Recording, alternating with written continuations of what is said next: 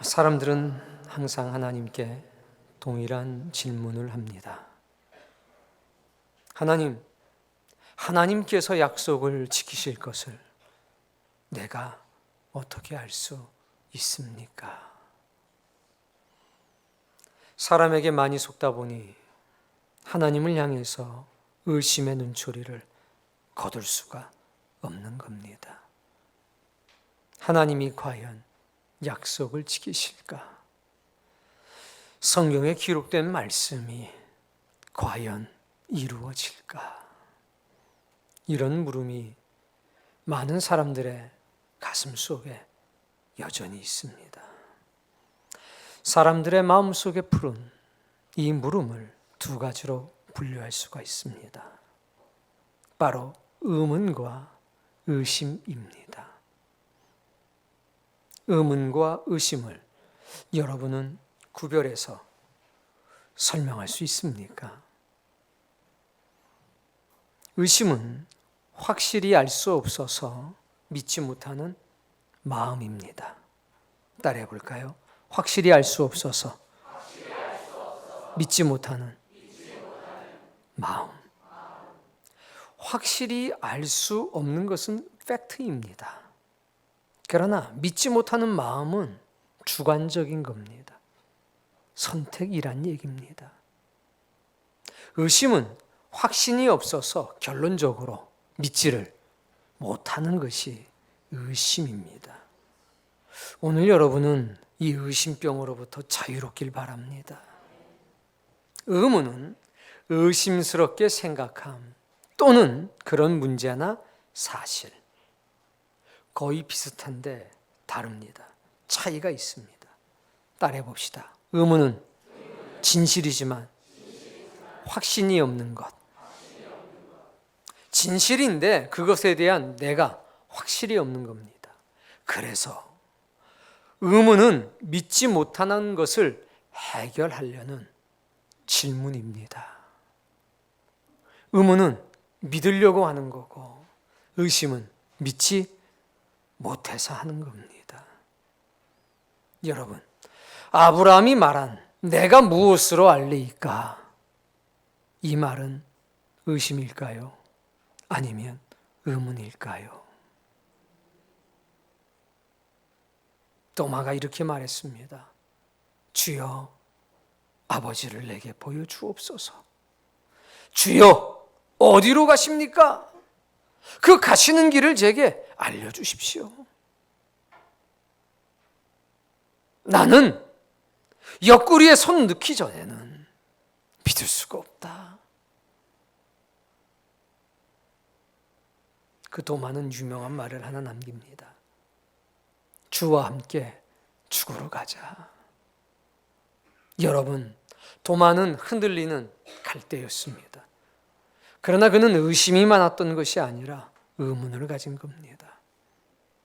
의문은 믿고자 하지만 해결되지 않은 부분이 있어서 하나님께 하나님, 제가 믿고자 합니다. 그러나 해결되지 못한 부분이 있으니 주여, 여기에 진리의 빛을 선한 응답을 비춰주옵소서.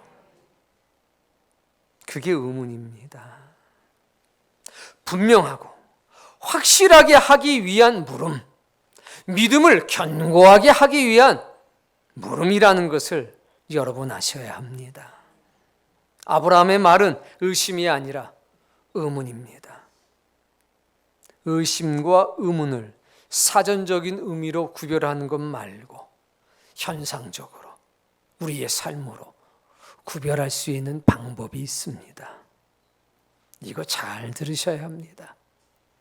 의심하는 사람은 하나님께 값진 예배를 드리지 않습니다.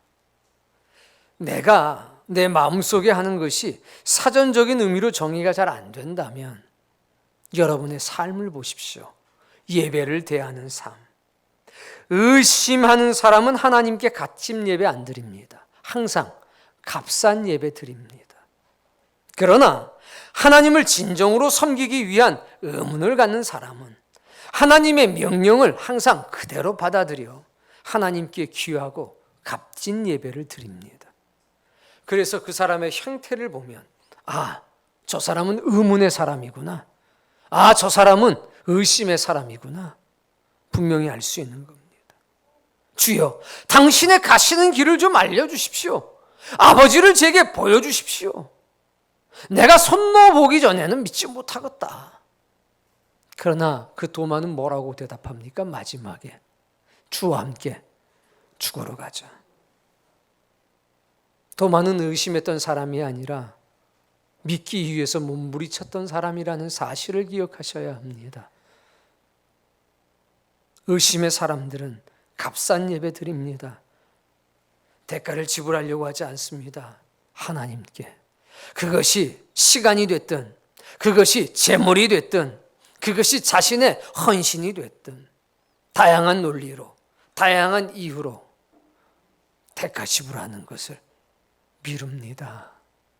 그러나 믿기 위해서 몸부림치며 해결되지 않는 그 일들에 하나님의 선한 응답을 기다리는 사람들은 그렇지가 않습니다.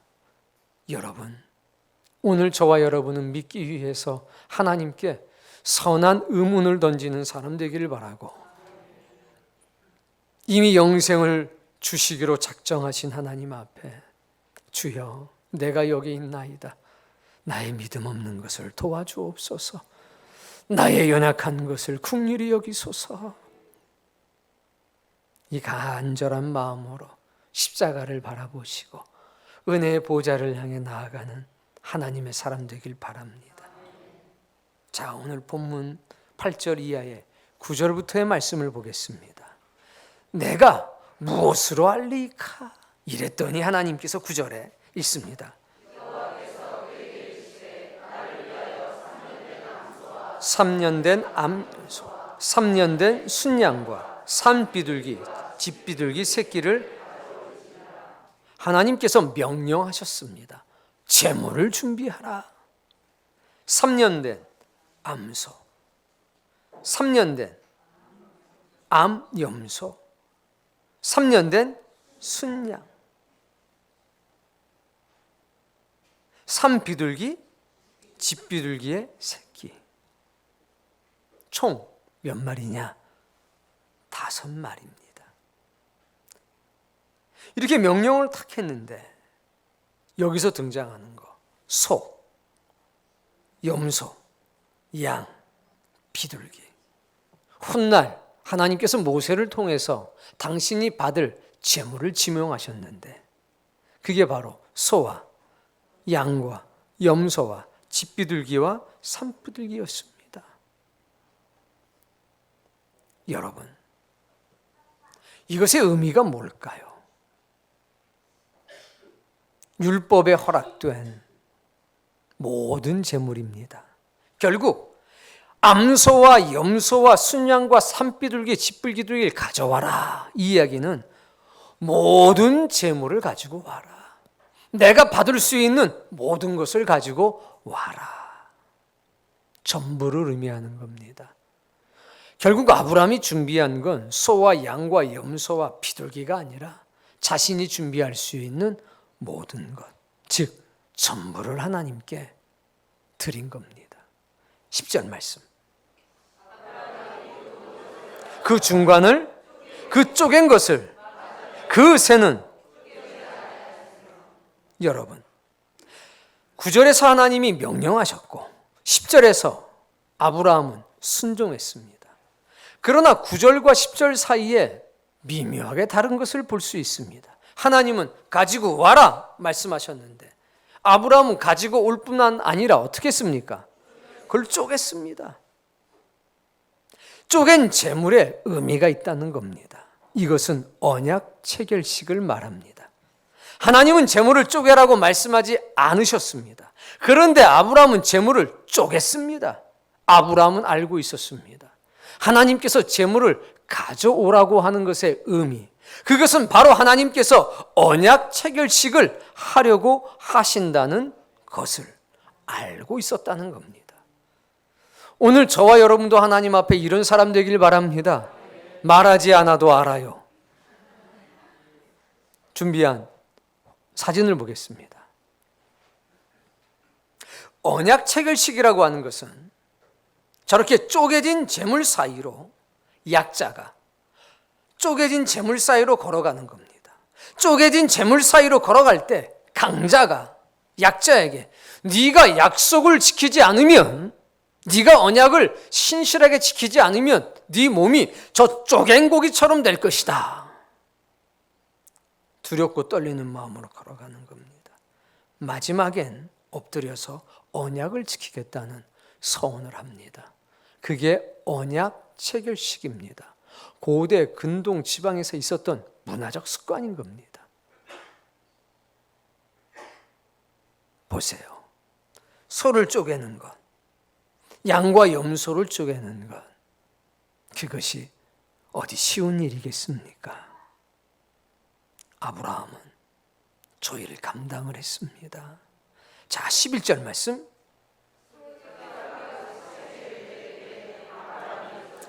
자, 저렇게 모든 것을 준비해 놔서 언약 체결식을 해야 되는데, 하나님이 찾아오셔야 되는데, 하나님보다 누가 먼저 왔냐? 솔개가 먼저 왔습니다. 솔개가 회방하는 겁니다. 하나님께 드릴 것을 자기가 먼저 먹겠다는 겁니다. 아마 솔개는 이렇게 얘기할 겁니다.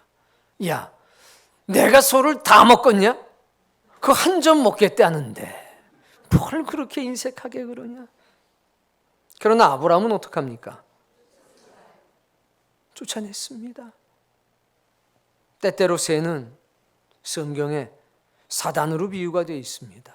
예수님께서 말씀하시기를 너희가 말씀을 듣고 깨닫지 못할 때는 새들이 와서 그것을 쪼아먹느니라.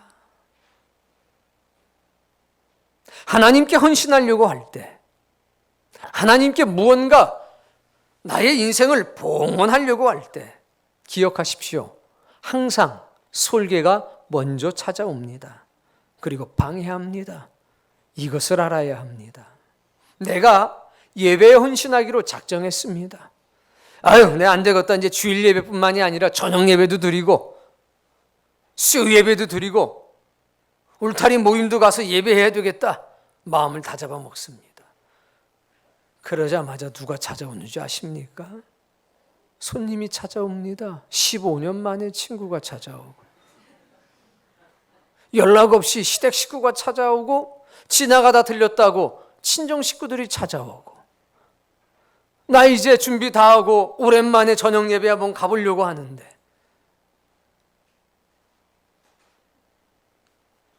내가 30일 작정기도 한번 해봐야 되겠다. 그리고 집에 돌아갔는데 갑자기 몸살이 납니다. 갑자기 감기가 찾아옵니다. 왜 내가 좀 기도 좀 한번 해보려고 그러니까 이거 왜 이러지? 솔개가 찾아온 겁니다. 영적으로 보면 내가 하나님께 서원을 하고 헌신을 하고자 합니다. 내가 시간에 11조 드려야 되겠다. 내가 재물을 드려야 되겠다. 내가 이런 일에 내 몸을 좀 헌신해야 되겠다. 서운하는데 갑자기 경제적인 어려움이 찾아옵니다. 예상치도 못하게. 돈이 들어가는 사건과 사고가 발생합니다. 그거다 영적으로 보면 누가 찾아온 겁니까? 그때 어떻게 해야 됩니까? 그 솔개를 쫓아내셔야 합니다. 그것 때문에 흔들려서는 안 된다는 겁니다. 그러면 맨날 도루묵신앙입니다. 그러니 여러분, 솔개는 타협의 대상이 아니라 쫓아냄의 대상이고 싸움의 대상이라는 사실을 잘 기억하십시오. 자, 12절 말씀. 깊은 잠이 임하고 큰 흑암과 두려움이 그에게, 해가 질 때에, 시간이 벌써 오래된 겁니다. 생각을 해보십시오. 소 한 마리 잡는 걸 저한테 맡겨두면 이게 언제 끝날지 모릅니다. 보통 일이 아니라는 거죠. 해가 졌습니다. 그때 세 가지가 동시에 찾아옵니다. 깊은 잠, 흑암, 두려움입니다. 여러분, 약속에 대한 보증을 받는 언약 체결식엔 오랜 기다림이 필요합니다.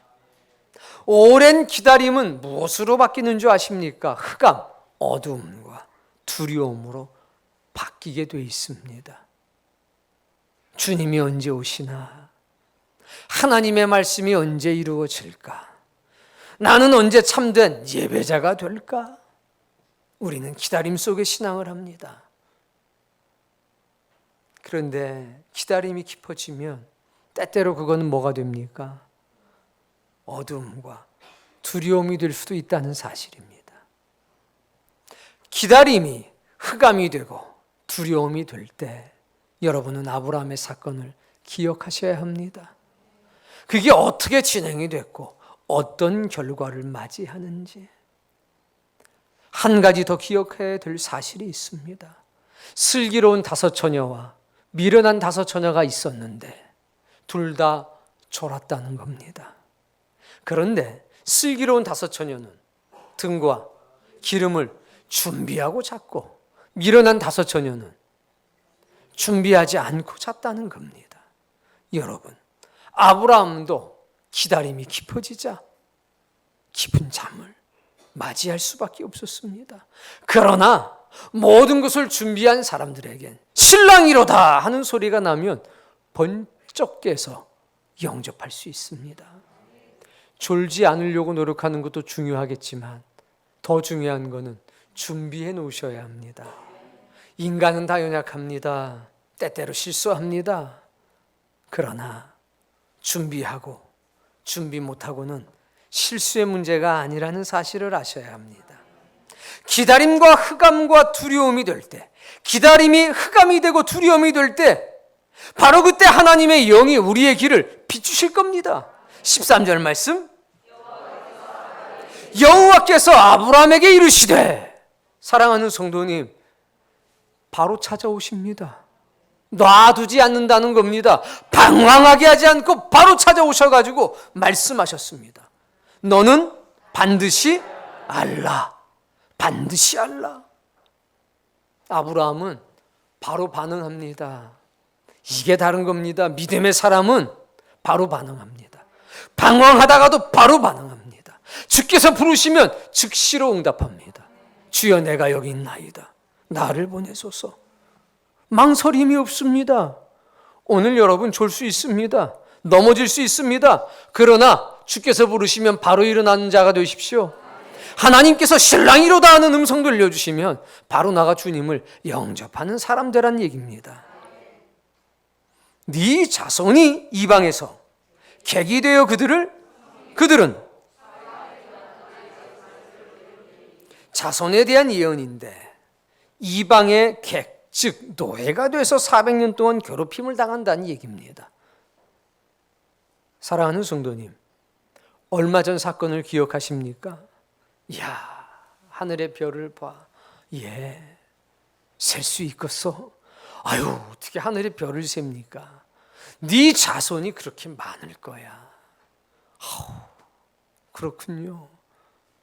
네가 밟는 모든 땅을 내가 너와 네 자손에게 줄 거야.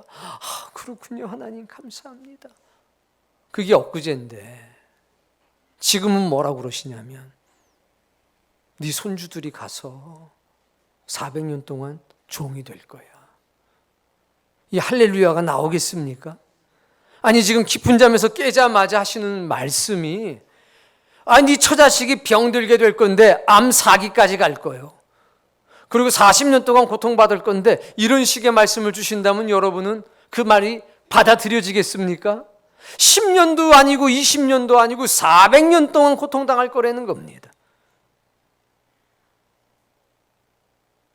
이렇게 말씀하시면서 반드시 알라.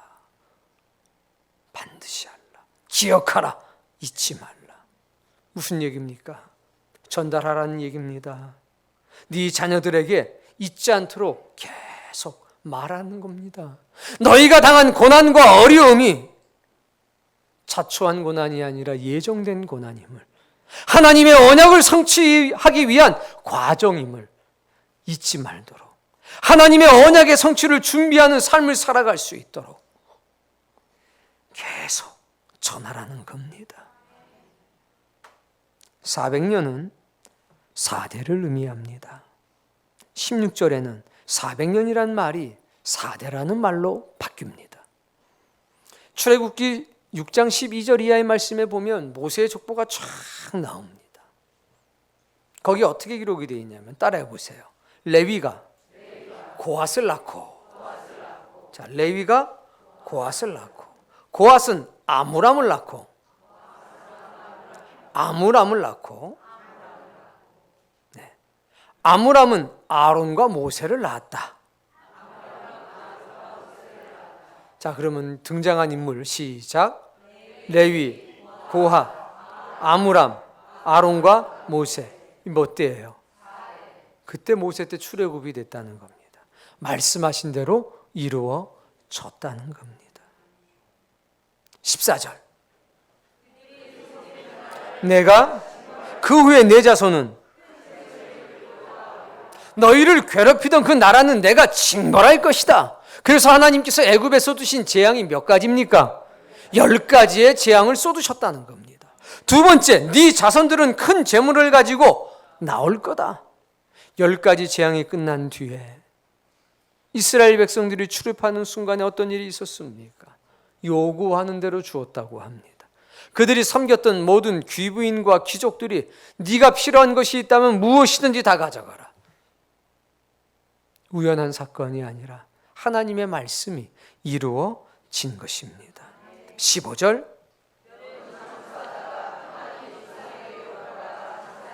아브라함의 죽음에 대한 예언입니다. 너는 장수하다가 평안히 조상에게 돌아갈 거다. 16절. 몇 대 만에? 4대 만에 돌아올 것이다. 이는 읽어보십시다. 이 땅을 지금 너희 자손들에게 당장에 줄 수가 없다. 이유는 아모리 족속의 죄악이 하늘에까지 닿아야 되는데 아직 하늘에까지 닿지 않았다. 그래서 하나님의 심판은 공의롭다는 겁니다. 하늘에까지 닿는데 몇 년이 필요하다는 얘기입니까? 400년. 이게 약속의 성취에 4대가 걸리는 이유였습니다. 이 예언을 하신 후에 하나님은 언약을 체결하시는 겁니다. 따라해 봅시다. 언약 체결식 앞에 예언의 역사가 있다. 이거 기억하셔야 됩니다. 이게 그냥 있는 게 아니죠. 자, 17절 말씀.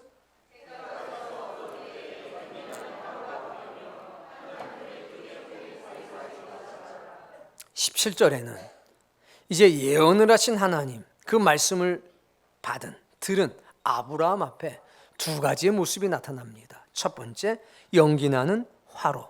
두 번째, 타는 횃불의 활동입니다. 연기 나는 화로.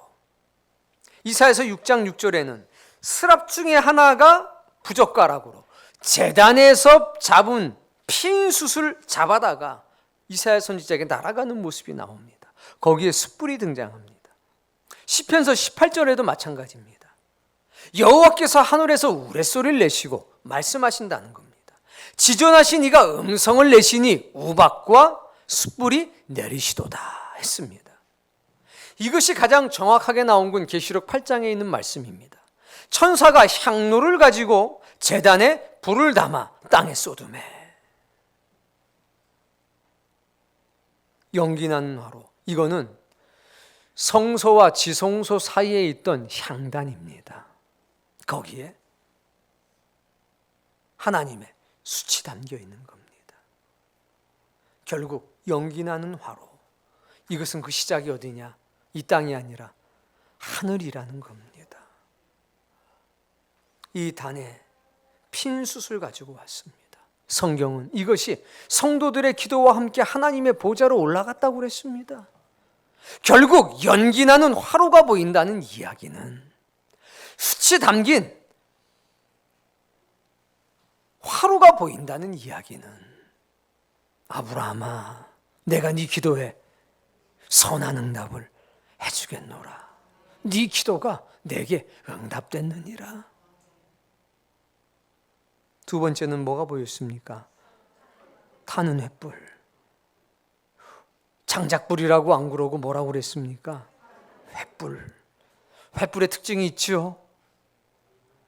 횃불은 뭐냐? 사람이 들 수 있는 형태로 된 것이 횃불입니다. 예수님께서 요한계시록에 이렇게 말씀했습니다. 내가 본 것은 나의 오른손에 있는 7별의 비밀과 또 7 금촛대라. 예수님이 촛대를 잡고 있는 것처럼 하나님은 지금 뭘 잡고 있냐면 횃불을 들고 있는 겁니다. 타는 횃불이 라고 그랬잖아요. 타는 횃불이 쪼갠 고개 사이로 지나더라. 들고 계신다는 겁니다. 누가 들고 계시냐? 하나님이 들고 계시는 겁니다. 숯불과 타는 횃불은 하늘의 불입니다. 잡으신 분은 하나님이심을 알 수 있습니다. 그런데 왕 되신 하나님께서 제물 사이를 지나가십니다. 그리고 그 강렬한 불로 제물을 불사릅니다. 내가 언약을 지키지 않는다면 이 쪼갠 고기와 같이 될 것이다. 자기 선언하시는 겁니다. 우리는 여기서 십자가의 사랑을 봅니다. 이 놀라운 광경을 보면서 아브라함은 전율에 사로잡히게 됩니다. 내가 있어야 될 저 자리에 하나님이 계시다니, 이건 있을 수도 없는 얘기입니다. 네가 약속을 지키지 않으면 이처럼 될 거야. 내가 저 자리에 서 있어야 되는데 하나님이 친히 그 자리를 지나가시면서 아브라함아, 염려하지 말라. 내가 너와 한 약속을 지키지 않으면 내가 이 재물처럼 될 거다.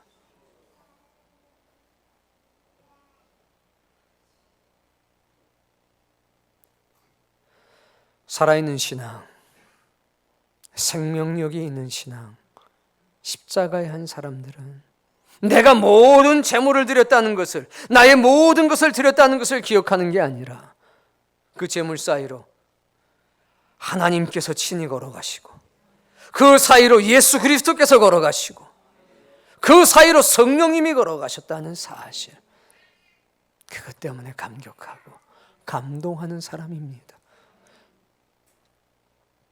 오늘 여러분, 도마처럼 주님과 함께 죽으러 가자. 이 은혜 받은 자의 모든 고백이 여러분에게 나오길 바랍니다. 이것으로 아브라함은 그 타는 불이 제단 속에 있었던 게 아니라, 그 재물 속에 있었던 게 아니라 자신의 영혼 속으로 들어와 버렸습니다. 확실하지 않았던 자기 안의 내적 문제가 다 해결이 된 겁니다. 아브라함의 가슴 속엔 죄를, 악을 소멸하는 이 하나님의 불이 타기 시작한 겁니다. 그의 입술과 그의 생각 속에 이 불이 영원히 타오르기 시작한 겁니다. 주여, 오늘 이 불을 우리의 영혼 속으로도 지나가게 해 주옵소서. 18절, 그날에 여호와께서, 그날이 언제입니까? 재물 사이로 하나님께서 지나가던 그때에 여호와께서 아브람과 더불어 언약을 세워 이르시되, 이것을 일명 횃불 언약이라고 합니다. 그런데 이 언약이 중요한 건 사람과 하나님이, 하나님과 사람과 더불어서 세운 유일한 언약이라는 겁니다. 이전까지는 일방적이었습니다. 근데 오늘은 뭐라 그러냐? 내가 아브람과 더불어 언약을 세워. 어떻게 하나님이 사람과 언약을 더불어 세우시겠습니까? 그런데도 불구하고 더불어 세웠노라. 하나님이 이렇게 자기 선언하는 겁니다. 아브라함은 그래, 내가 소도 드렸고 양도 드렸고 염소도 드렸고 비둘기도 드렸으니까 아이고 더불어 세운 거지, 이런 생각이 조금이라도 있었겠습니까? 아닙니다. 그냥 감사할 뿐입니다. 아버지, 내가 한 게 뭐 있다고요? 그날에 여호와께서 아브람과 더불어 언약을 세워 이르시되, 있습니다.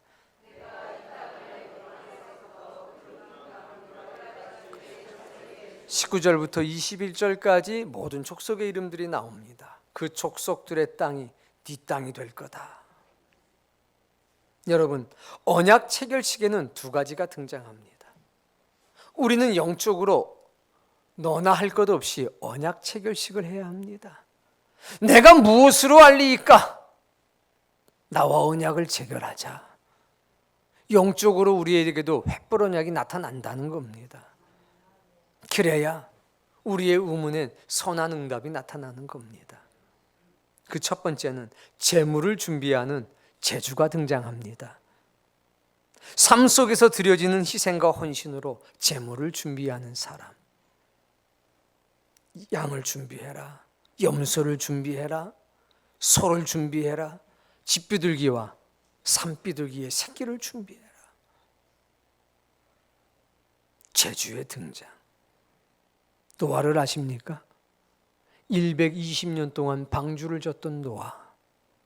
그 노아는 방주를 짓는 120년의 삶 자체가 재물이었습니다.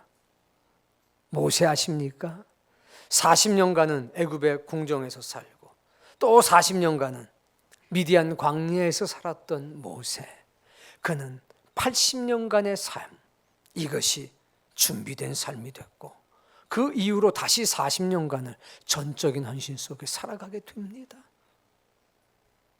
저와 여러분은 오늘 하나님 앞에 재물을 준비하는 제주가 되어야 합니다. 그리고 우리도 우리의 삶을 쪼개서 하나님께 내려놓아야 합니다. 주여, 당신의 것이 여기 있으니 받으시옵소서. 재물을 준비하는 제주가 있어야 합니다. 두 번째는 하나님의 예언의 말씀과 자기 희생입니다. 하나님은 예언하십니다. 즉, 될 일을 말씀하신다는 겁니다. 그리고 재물 사이를 직접 걸어가심으로 자기 희생과 헌신을 우리에게 보여주십니다. 스스로 재물이 되시는 겁니다. 지극한 사랑과 헌신으로 언약을 체결하십니다. 십자가의 사랑이 그렇습니다. 이 과정을 조금 더 자세히 살펴보겠습니다. 시편서 102편 18절입니다. 왜 하나님께서 언약 체결식에 예언을 하시는가? 사실 본문의 흐름으로 본다면 13절부터 16절까지는 없는 것이 더 자연스럽습니다. 그런데 무려 4구절이나 하나님께서는 예언을 집어넣으셨습니다. 이유가 있죠. 읽습니다. 장래 세대를 위하여 기록되리니 창조함을 받을 백성이 여호와를 아멘. 장래 세대를 위해서 이렇게 역사하신 겁니다. 보세요. 너는 반드시 알라. 네 자손이 400년간 종노릇할 것이라. 그러면 아브라함에게는 이것이 예언입니까? 성취된 일입니까? 예언입니다. 그런데 장래 세대인 아브라함을 기준으로 이 말씀이 쓰여졌을 때의 기준으로 봤을 때 장래 세대인 우리들에겐 이것은 성취된 예언입니까? 이루어질 예언입니까? 바로 그겁니다. 너는 반드시 알라. 반드시 기억하라. 그것은 너만 알고 있으라는 얘기가 아니라 그것을 전하라는 얘기입니다. 그 결과 우리는 이 말씀의 은혜를 받는 겁니다. 따라해 보세요. 보아라. 전에 예언한 일이 이미 이루어졌고 이제 내가 새 일을 행하리라 할 때 우리는 아멘 하는 겁니다. 전에 예언한 말씀이 이루어졌다. 아브라함에게 이렇게 말씀하셨는데 그 말씀 그대로 이루어졌다. 4대 만에 돌아오신다고 했는데 돌아왔다. 400년 동안 노예 생활한다고 그랬는데 노예 생활했다. 하나님 말씀 이루어졌다. 창조함을 받은 백성은 말입니다. 성취된 예언을 확인할 수 있는 백성입니다. 그리고 성취된 예언 속에서 다시 하나님께서 나타나실 새 일에 대한 신념과 확신과 믿음을 갖게 된 사람들, 그 창조함을 받은 백성이라는 겁니다. 이 놀라운 은혜 앞에서 하나님께서 예언하시는 이유를 찾아야 합니다. 언약에 있어서 가장 중요한 것은 하나님께 대한 신뢰입니다. 하나님이 과거에도 살아계셨고 지금도 살아 역사하시고 장차도 역사하실 것이라는 것. 그래서 너는 반드시 알라. 이렇게 먼저 말씀하시고 먼저 예언하신 겁니다. 내가 영원한 백성을 세운 이유로 나처럼 알리며 나에게 설명할 자가 누구냐? 있거든 될 일과 장자 올 일을 그들에게 알릴지어다. 사랑하는 성도님, 그래서 하나님께서는 예언의 말씀을 던지셨습니다. 이 말씀이 이루어지는지 안 이루어지는지 확인해 봐. 아브라함은 그것을 확인할 길이 없었습니다. 왜? 자기 생전에 이루어질 말씀이 아니라 장래 세대에 이루어질 말씀이기 때문에. 그러나 하나님께서 자기 헌신과 희생 속에서 제물 사이로 걸어가실 때 그거는 위대한 감동이 돼서 아브라함의 영혼을 불살라버리고 말았습니다. 그리고 그 사건은 세대를 뛰어넘어서 장래 세대가 된 우리의 영혼을 지금 불타게 하고 있는 겁니다. 하나님의 약속은 현실의 모습을 뛰어넘어 이루어집니다. 하나님은 그것이 이미 이루어진 것으로 선포하십니다. 내가 주노니, 땅 한 평도 없었는데 주노니, 나를 믿는 자는 이미 영생을 받았고. 여러분, 하나님은 이미 주셨습니다. 힘이. 언약 체결식은 십자가의 사랑입니다.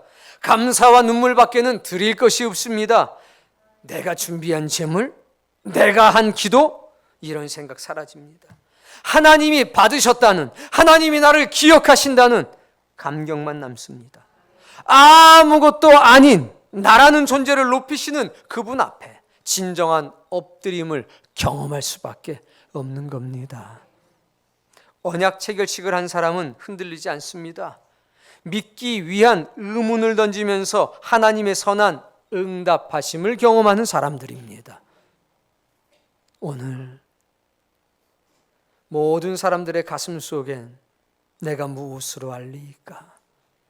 하나님이 함께 하시는 것을 내가 무엇으로 알 수 있으리이까?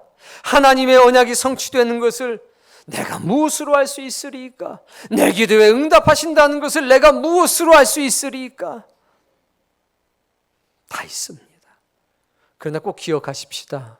의심하는 사람 되지 말고 의문의 사람이 되자는 겁니다.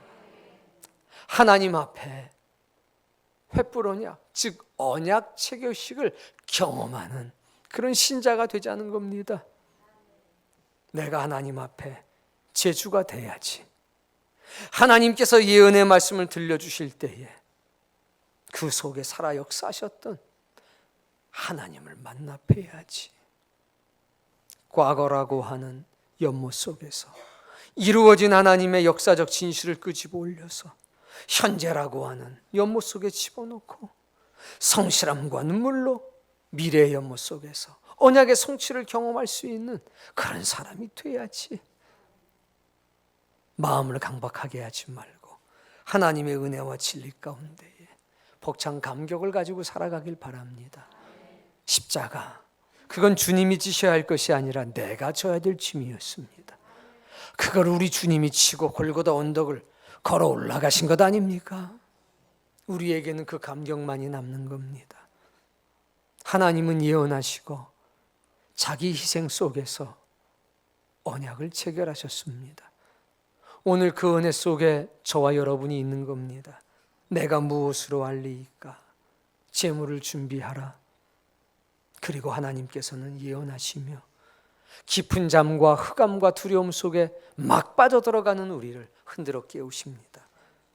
봐라, 전에 예언한 일이 이미 이루었느니라.